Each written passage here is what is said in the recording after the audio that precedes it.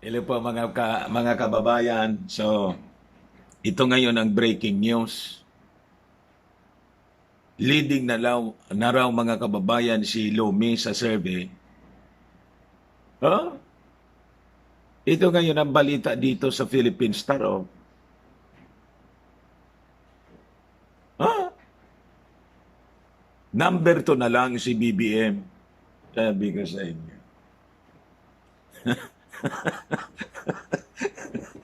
Gagawin nila ang lahat para mga kababayan na baluktutin. Ah, para hatakin pababa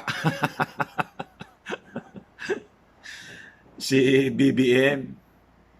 Basahin ko po sa inyo. Veritas Paul. Robredo leads in upholding Catholic values. What? Kala ko ba naman, leading si Lumi mga kababayan doon sa kung sino ang iboboto ng mga kababayan natin pagdating ng eleksyon. Yun pala, nagpa-survey yung Veritas, Radyo Veritas siguro to, nagpa-survey kung among the candidates, sino yung nag-a-uphold, sumusunod sa o strictly observing the Catholic values. Ganun pala yun. I-con ko sa inyo, mga kababayan, itong detalye dito. Pero you know, bantay kayo. Ah, dito magaling po ang church sa pag manipulate. Bantay kayo. Simula lang to. This is, you know, mga kababayan, a mind setting. Binamindset tayo unti-unti that Robredo is leading. Pero hindi man po sa iboboto, kundi in upholding Catholic values. Later on yan, uulit sila. Kung sino yung ibobotoan niya, papasurvey sila. Again, Veritas. Leading na niya si ano? Leading na niya si Lomi. Ganon yung gagawin nila. Doon sila po magaling kung paano pilipitin yung kaya nga po sinasabi ko sa inyo, I think the camp of BBM, pero dito po pala no, to give you the details of this, number 2 pa rin dito si BBM sa survey nila in upholding the Catholic values. You see? Pero this, you know, may mali siya po ito. May maitim. May maitim na intention po ito, mga kababayan. Yes, sabi ko sa inyo, I think the camp of BBM should petition the Commission on Election na hindi na paintulutan dapat i-cancel yung accreditation ng PPCRB, yung Parish Pastoral Council for Responsible Voting, na magbilang po. Kasi po, yung church mismo, bias na, nangangampanya openly. Ang mananasa likod ni Robredo, ni Lomi po, mga pari at mga madre. Kung ganon, hindi na natin pwedeng asahan yung PPCRB to be objective sa kanilang gawain.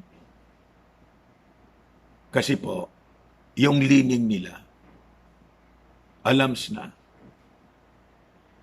So sana po, itong ating video ngayon ay makarating sa camp ni BBM and i-consider po ang possible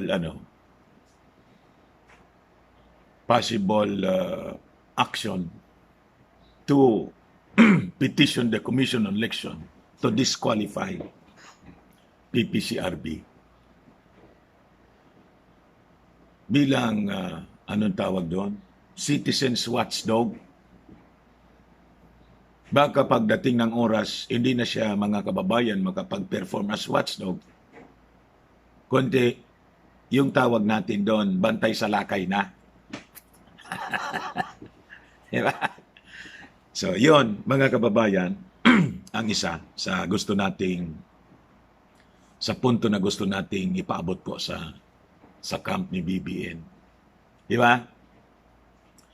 Ngayon, ibigay ko sa inyo ang buong kwento. Sabi rito, Vice President Leni Robredo led in a survey that asked 2,400 respondents who among those running in the presidential race adhere to Catholic values and beliefs centered on the sanctity of life.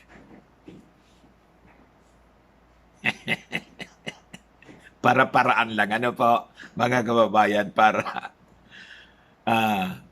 hindi makalata masyado yung mga tao sa mindsetting nilang ginagawa.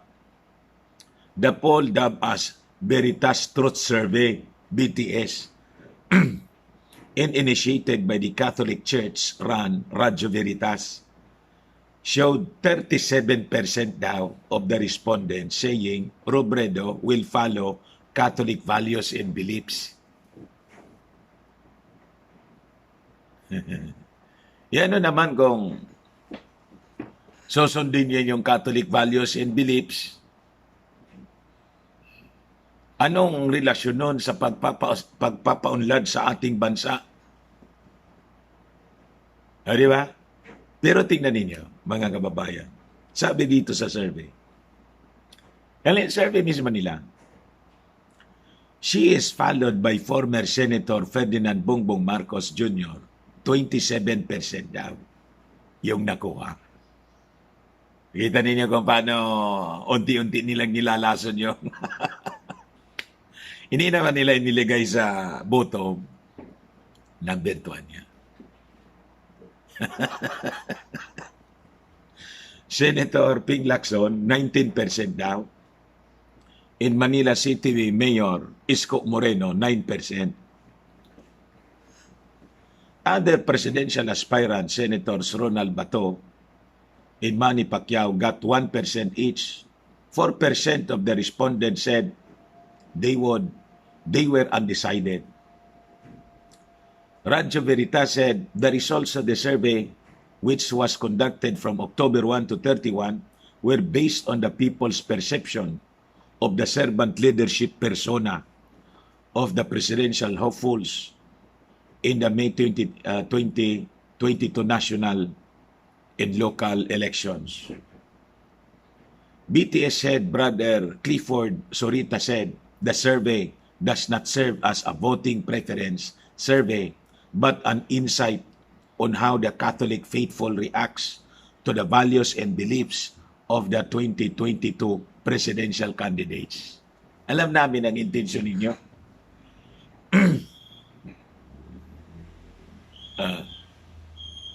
Gusto ninyong i-manipulate ang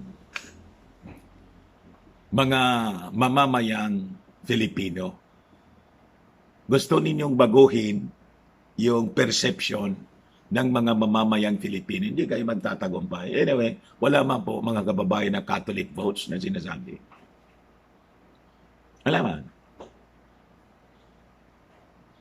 Di ba? Kahit yung 2016, di ba galit na galit sila? Kay Mayor Digong. In fact, nag-challenge pa nga si Digong sa mga bishops. Kayuan niya na mga Katoliko, sundin ninyo yung bishops ninyo. Sundin ninyo. Alam na ninyo kung ano yung result. Hindi man sinunod. Di man sinunod ng mga Catholic voters, yung mga bishops nila.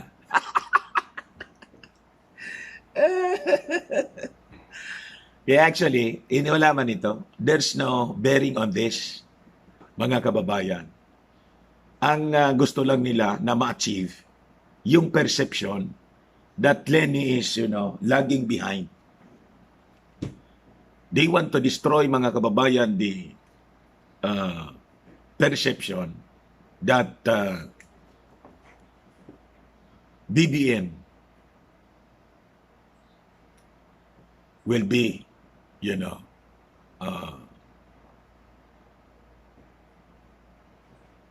next president by landslide. Yun ang gusto nilang i-break. Mga kababayan na perception. Alam namin po yon. Mga taong ito.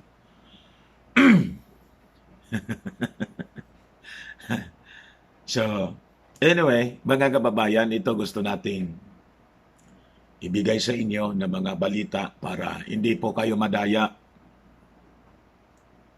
Okay po? O ngayon, kahit nga sila, sa CBCP mga kababayan, divided sila kung sino yung endorse nila. Bakit? O, tingnan ninyo itong balita. Si Manny Pacquiao nandun na sa CBCP. Kasi yung kuwan po niya, yung kanyang Vice President, si Lito Atienza, close din po sa church. So si Manny Pacquiao, mga kababayan, is, ang tawag doon, nililigawan niya si yung CBCP. And I think, mga kababayan, yung CBCP, hindi Catholic officials, tinitingnan nila kung who among the Dilawan candidates yung talagang winnable. Is it Lomi or somebody? Baka niya si Manny Pacquiao. Di natin alam. So, hindi pa sila nakakapag-decide siguro. Diba? Yung iba, nandun, actively, nangangampanya na po kay Lumi. Pero yung iba, tingnan muna natin na niya. Kasi laging kulilat sa survey. Pag-aralan natin. Baka pwede niya nating i-combine. Kumbinsihin natin kung halimbawa mas winnable against sa BBM si Manny Pacquiao na nagdodoro-job na rin. Nagdodoro-job na rin kay sa mga Marcoses, pwede doon tayo kay Manny. So, tingnan natin. Si-swing natin yun. Diba? Yung support. Meantime, malayo pa naman. Tingnan natin niya kung sino rito sa namamangka sa dalawang ilog. Yung CBCP po, namamangka sa dalawang ilog. Sabi ko sa inyo. Para lang, mga kababayan, talunin nila si Bongbong Marcos. Ito, presidential aspirant Senator Manny Pacquiao underscored the need to legislate a long-term development roadmap that must be implemented even in the changing administration. Talking over lunch, nakipag-lunch with Catholic Bishops Conference of the Philippines, Secretary General Monsignor Bernardo Pantin, Pacquiao said he would push for a 50-year Legislative Development Master Plan. What? Tapos, ang tawag niya, MP, Master Plan MP, stands for Manny Pacquiao. which would depoliticize the government's infrastructure development roadmap. It will be legislated so that its implementation will be carried out regardless of the agenda of the sitting administration, sabi po ni Paksiw. So, yun po ang mga development dito, and gusto ko rin idagdag sa inyo itong balita, walang pilitan daw, yung sabi ni Bongo, sabi ko sa inyo mga kababayan, huwag kayong maniniwala dito sa mga taong ito. Election kasi, election time. Alam nila ang galit ng mga tao. Bumagsak na yung ratings ng ating Pangulo. At ngayon, nanggigigil na yung mga mamamayang Filipino dahil sa palabas na mga statements ng yung DILG pushing for the mandatory. Gusto nilang gipitin yung mga establishments. Yan di ba? Wala mang batas, pero gusto nilang mag-implement ng mandatory. Lalong nagalit sa inyo yung mga. Ngayon, palabas ngayon ng statement si Bongo na wala man niyang pilitan kasi una niya, wala man batas. Yung gusto lang niya. Sabi ko sa inyo mga kababayan, itong mga taong ito, baliktad kung magsalita. They're doing this, iniis nila yung restrictions, hoping na ma-win back nila yung support ng mga tao. Huwag kayong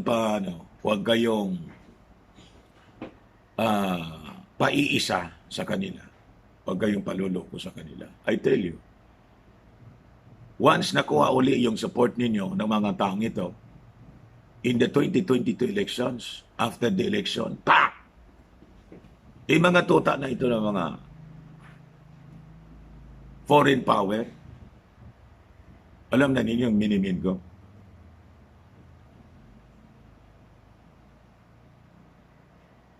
Sabi ko sa inyo, may nakita ko doon. Warning. Tama yun na warning na yun. Government is dangerous to your health. Warning. Government is dangerous to your health. So aspire for change. We have to aspire for change, mga kababayan. Palitan natin ito totally. Do not be deceived by, mga promises nila. Do not be deceived. These people, sabi ko sa inyo, they are not serving the interest of the Filipino people. They're serving the interest of the kabalot. Tama? Grabe ang ginawa nila po sa ating bayan. Matindi. So, yun lang po. Short video tayo. And again, gusto ko pong sabihin sa inyo, pasiguro po kayo back up sa Facebook. Baka in the future, baka lang, magdesisyon sila na magdagdag ng mga requirements for you to continuously use, for you to continue as tawag doon, user, Facebook user. Di ba? Baka po kayo, may we. Ayan po ang counterpart. Para you stay connected Baka kasi pagdating ng oras, may biglang lumabas. May mga i-update lang niya. Pag-update pa, may requirement na doon. Magwala kayong kung gusto nilang mangyari, hindi ka na makapasok. Di ba? So you are cut. Para pa siguro po, may backup ka, MIWI. Then you tell your friends na mag-open sa MIWI. And those nag-open sa MIWI po na gusto akong maging friend, I have more than 500 friends na mga kababayan sa MIWI. I-add nyo po ako. Automatic accept ko po kayo. Para palagi tayong connected sa bawat isa. Ano man ang mga concerns ninyo, then mababasa ko agad. Lalo na yung ating mga clients po. Okay? So maraming salamat. Ako po si Dante. Bye-bye po. God bless.